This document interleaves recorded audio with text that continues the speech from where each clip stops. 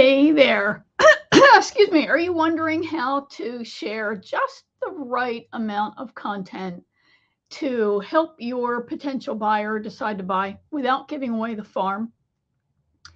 You know that it's kind of like Goldilocks, right? You give away too little, people won't recognize you as an authority, you won't build your brand as an expert, people won't understand your point of view and how you actually solve the problem.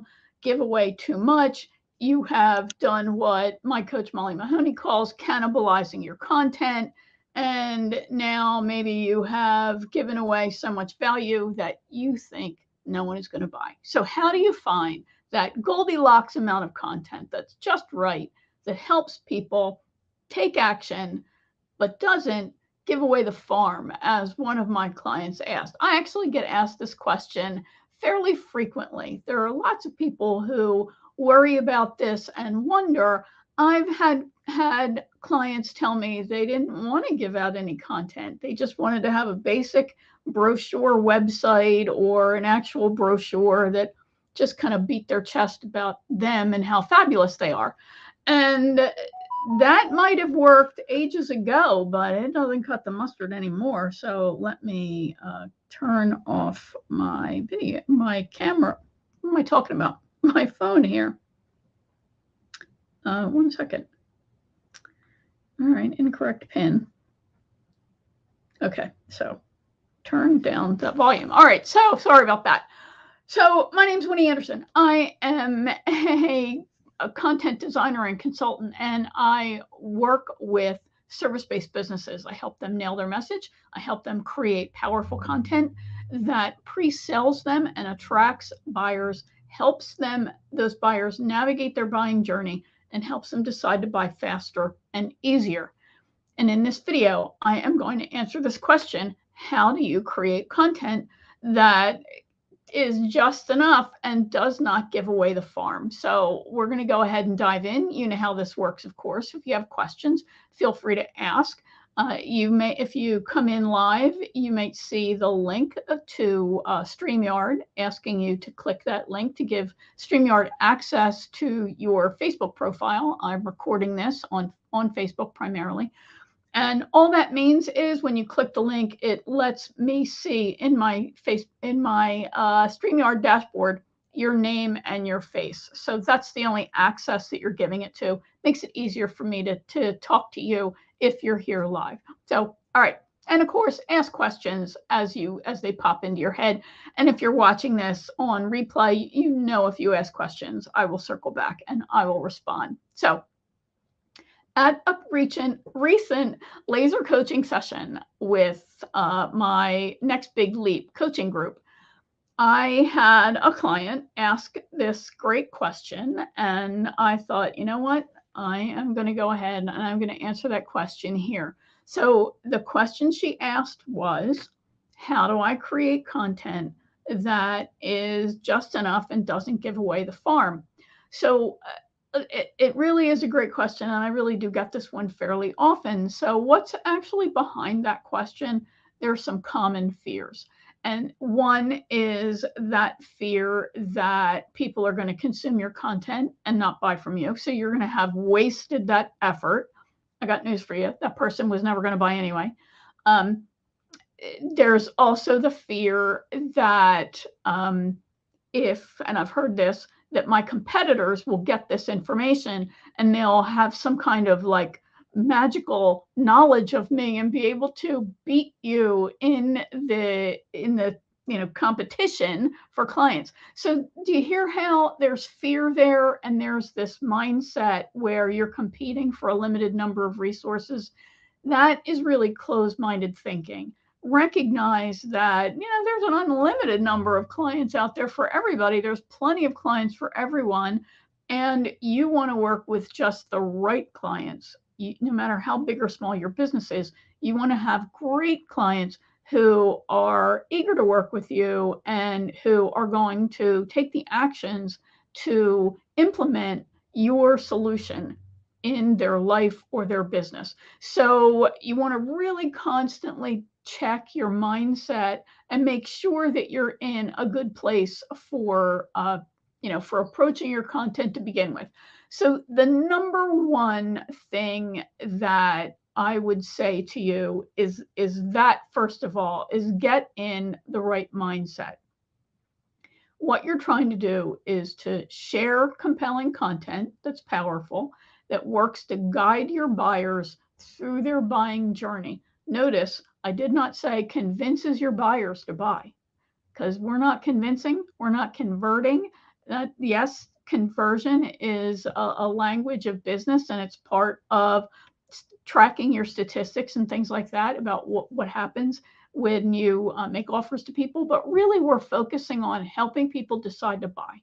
That is really the strategy that I advocate, that has worked so well for my clients.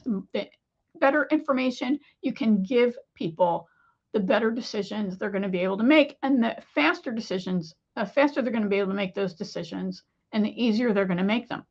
Way back when, there was a great clothing store in Cherry Hill, New Jersey. And that company, Syms, SYM''S,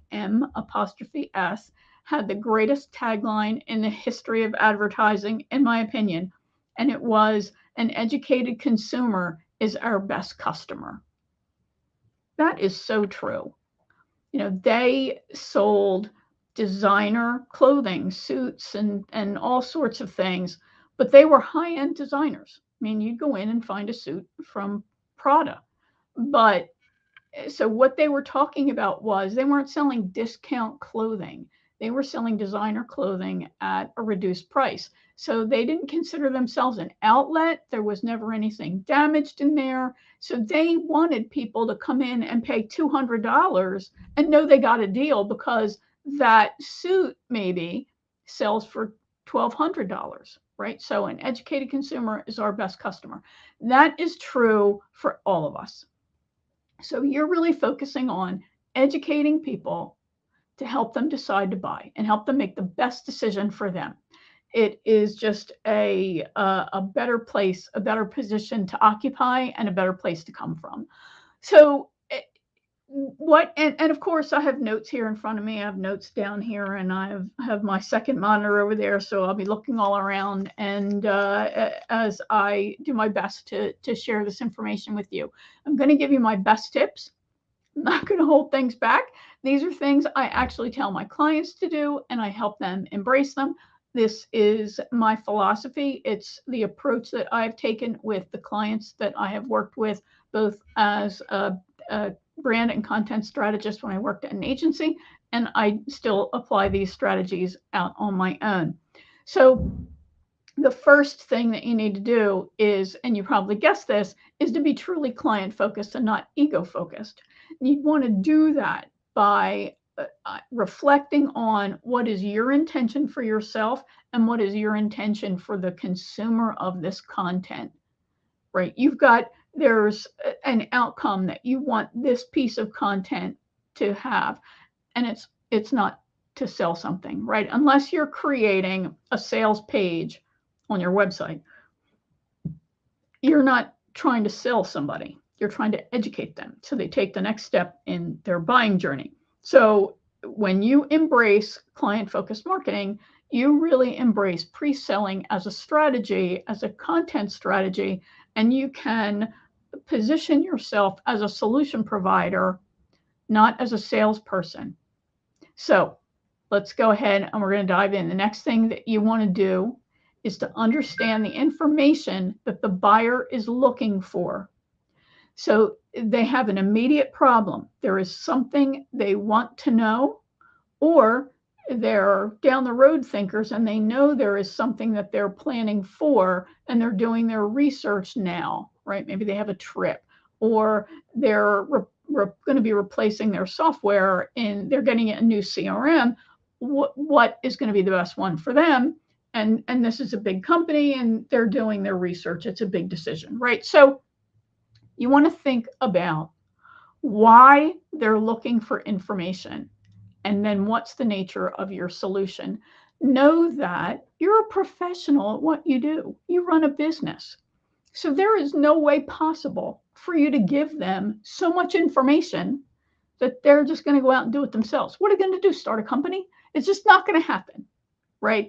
And if you are teaching something, if you are creating content around a solution that you can teach people A to Z in a 1,200 word article, I would question your whole business and business model, to be honest with you. So you're just not going to be able to do that, right? You could give people a flashlight and a map, and they still wouldn't be able to figure out what direction they're going in. And that's part of the expertise that you bring. It's not just the doing, it's the consulting that you bring in. So you want to think about, what does my buyer know? What do they need to know? So depending on the problem you solve, your offering, the solution that you offer to solve this problem, it might be years between when they last bought that solution and now. So what are the trends? How have things changed? You know, way back when the COVID first hit, in the first 8 weeks, I think it was, the United States jumped 5 years in technology adoption.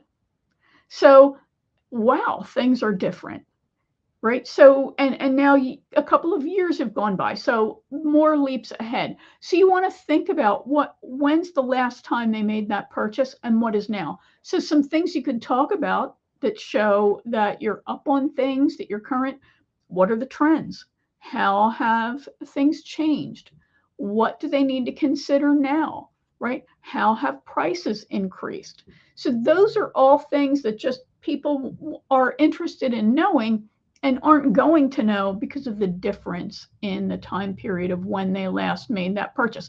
And they've changed, their business has changed. So there's lots of content for you to create around this subject that's going to help them decide to hire you. You're probably not working with a DIYer, right? Depending on what your business is. Like I said, they're not going to go out and start your company. They're going to hire you for this solution.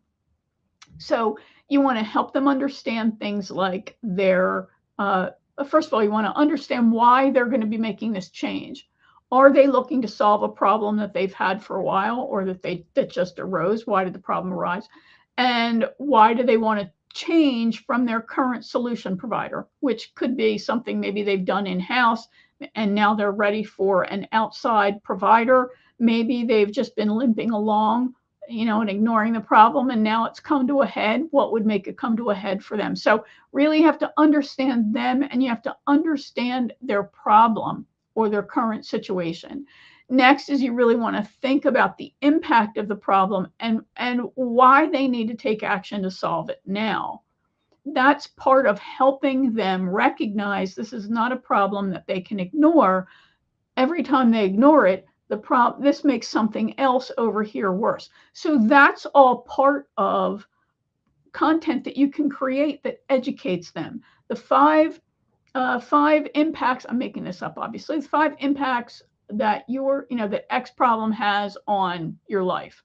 If I sold cars, it might be the 5 ways that you are undercutting the life of your vehicle and how to fix them, right? I want to read that. I want my vehicle to last a good long time, right? So you want to really think about the circumstances that your buyer is in, what they're buying, why they want to buy, and then identify the content that helps them around that problem. Next is you want to think about where they are on the buying journey. And, before that, you want to make sure that you understand what they've tried and why that hasn't worked for them. So it might be that they've tried to fix this on their own, and now the problem has gotten too big, or their organization is too big and they really do need a solution. At some point I still use paper a lot because it helps me think, but not really very efficient and can lead to mistakes, and I've lost things. So you can say the five signs it's time for you to adopt an online CRM or whatever it is, or online project management tool. So there's lots of ways for you to address a problem that just helps them understand why now is the right time to fix it, and the things they need to consider as they make a decision. Next is why what they've tried hasn't brought the results they want. And it could be that you understand your buyer better than other people do, and you are narrowing your focus on just that buyer. So you're going to bring out the things that others in your industry segment are missing with respect to the angle you come at the problem from, or the buyers themselves. So that means that you have to understand who else is out there, who the big players are in your space, and how they operate. That then helps you create a valuable piece of content like that.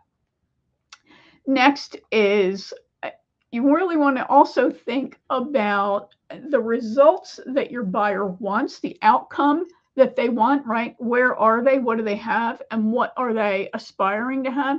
And is that even realistic? And maybe you can create a piece of content that helps them understand and get realistic. One second. So I'll give you an example. I was at a conference years ago. And you know how you go to these conferences and there are these things called hot seats where somebody will apply to be on stage with an expert, and the expert will help them work through a problem. So this guy got on stage and he was frustrated because he and his wife are in business together, and she's the expert, he's the behind the scenes person.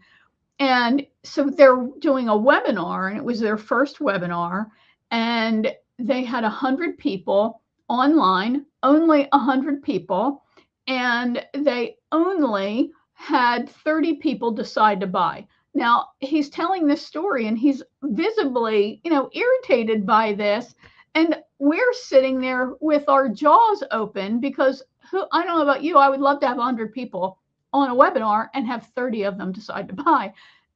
The guru said, hey, let me tell you how long it took me to generate those kinds of numbers. He said, and I still don't close with that kind of percentage. So that required the person to understand what are benchmark kind of numbers. So this can really help, if you have a problem where you have prospects showing up and expecting you to pull a rabbit out of your hat, and you've tried to explain there are no rabbits, there are no magic tricks, this can help them to see what's realistic for them. So you can create a report maybe that talks about industry averages, right? Those kinds of things, benchmarks. That can be a valuable piece of content because people always want to see, how do I compare? So you do that research then, and you share that information, and people find that kind of stuff very valuable. That can also help position you as an authority in your industry if it's something that you collect on a regular basis. Maybe you do an annual report at some point. But so you want to help them understand basic benchmark numbers and where they compare. So it's, how do you compare to others in your industry of your size? I don't know. I want to know. So that can also be a great piece of content. So next for you is to think about, what do they most want to know and need to know in order to buy? And part of that also depends on where they are on their buying journey. There are 5 stops along the way, or 5 points on this buying journey. It starts out with research. Next is consider. Third is decide. 4 is the actual purchase. And then 5 is succeed. So when they are doing research, you can share great content that I've already given you some ideas about, but by thinking through what and how are they researching, answering the question that your buyer has, right? And people are now sophisticated about searching. What's this rash that I have? For people really, they enter questions into a search engine, or they use voice search, which is a tremendously rapidly growing area of search. And in that case, they really are going to say, what's this, what's this red rash on my elbow? Why do I have this pain in my side? But they're actually asking questions, and they're getting more and more complex in their wording because we're more sophisticated. We're not just going to put rash in a search engine, right? We're all hip to that. So you also want to think about how sophisticated is your buyer, and don't automatically think, well, they're super sophisticated, so I'm going to talk way up here. Most people are entering this and are somewhere down here. So you want to make sure you have a variety of that kind of content. Things like, what does this term mean? What this versus that, right? Those are all things that you can use if you are, I have a client who is a LinkedIn profile writer and strategist. So she could talk about LinkedIn versus Facebook. Do you need to be on both? Or LinkedIn versus about.me, I think is another one of those profiles. So, or there's virtual CV, right? So visual CV, I think it's called. So visual CV or LinkedIn, which one is right for you? That's an interesting piece of content. Maybe you're trying to know what's the problem driving that. I'm trying to be more visible. Maybe I'm looking for a job or contracting opportunities or that sort of thing. So you want to make sure your content is focused on this problem that your audience has, that you're able to then create. So now I need to consider, what are the things that that somebody needs to consider. You want to think about this. So if I'm looking at LinkedIn versus visual CV, one is, they're both block driven. So maybe you could do a side-to-side comparison, right? And then help the person think through what's important to them, the values that they have, and what's going to help them achieve their goals. So that's where they're in the consideration and then the decide phase. What are the most important things to think about? So you could even say that the 5 most important things you need to think about when choosing which online networking platform you're going to be on, or where you're going to put your attention, or blah, blah, blah. So that would be a great article. And of course, you're not giving away the farm in that, right? People who are reading that and consuming that understand that I need to have an online presence, and I'm just trying to just figure out what's the best use of my time and what's going to help me accomplish my goals. So you're going to help them think about how much time, what are their goals, what are their values, etc. Right? So research, consider, decide, and next is purchase. So there is a whole set of information that people need to have in order to complete that purchase. And there's something referred to as microcopy. Microcopy is the small pieces of content that actually help people navigate through the purchase. So it might be the visual branding on your checkout page. It might be the instructions, click here or contact support or whatever it is. You want to make sure that the purchasing process is clear, people know how to buy, and that there is no friction between the decision to make the purchase and the buy. People in this adoption of online buying in both B2C and B2B, people are buying hundreds of thousands of dollars worth of things, services, stuff in B2B especially, right through a website. So your site and the buying journey and the buying process has never been more important than it is today. And then finally, once they've become a client, now your content changes, right? But you do want to share some content that helps them recognize how to succeed once they buy your thing or once they make a decision to solve the problem. Again, how to get your car to last 20 years, or how to join the Million Mile Club, things like that. And you want to make sure that you're giving them clear, useful tips. That's going to help position you as a solution provider, not a salesperson, as I said. And it's also going to be giving them valuable information that really they can take action on, and that builds your reputation. and builds your brand. So you're sharing content that's going to help them navigate the journey. You're not sharing information that's designed to make them an expert in the subject. That's another important concept to remember. You're just sharing information that is going to help them. Face it, we could all find any information we want online. There are college courses that are free and available online. So I might not be able to be a brain surgeon, but I can find any piece of information that I really want, and I can find how to about anything. But you're not teaching them brain surgery, right? You're teaching them all the information around the concept of brain surgery. They're not going to become a brain surgeon by reading a 1,200 word article. That's not going to happen. But you can help them decide, how do I decide if I need brain surgery? Do I need a second opinion? How do I get that? 5 things to ask your brain surgeon. So you can see that you can think of all of this content that helps your folks navigate that buying journey, and it doesn't give away the farm. So think about the questions. This is the best way. Think about the questions that they have, the options they have for solving it, and how to buy or hire a solution provider. Right there, you've got plenty of content that can help them navigate that buying journey and make a good decision for themselves. So think about your intent for the content. Recognize that if it's to make a sale, I would not do that. You want to create content that's going to guide them to the decision that they want to buy, and then how do they do that? Now, once you've nailed your message, yeah, you absolutely can have people buy online.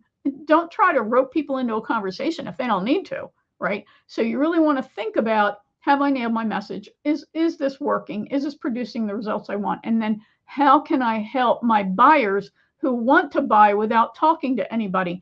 And you'd be shocked, but most people don't want to talk to somebody because they don't want to feel roped in, right? They don't want you to waste their time. I just cut off a person who called me just before I got on started this video.